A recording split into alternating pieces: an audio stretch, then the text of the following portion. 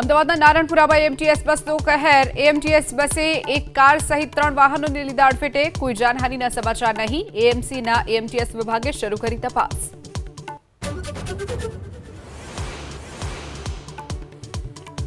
અમરેલીમાં સિંહોની પજવણીનો વિડીયો થયો viral. Car દોડાવી સિંહની પજવણી કરાઈ. વાયરલ વિડીયો ગ્રામ્ય વિસ્તારનો હોવાનું અનુમાન. ધારી ગીર પૂર્વના ડીસીએફ વિકાસ યાદવે આપ્યા તપાસના આદેશ.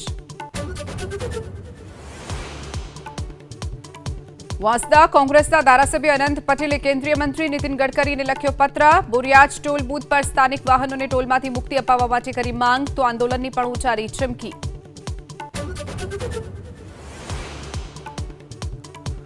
પંચમહાલના કાલોલના વેજલપુર નજીક ખાણ ખનીજ વિભાગની ટીમ પર હુમલો. નદીમાં ગેરકાયદે ખનન કરતા માફિયાઓએ હુમલો કર્યો. રેડ દરમિયાન પરમિટ વગરના 5 ટ્રેક્ટર ઝડપાયા.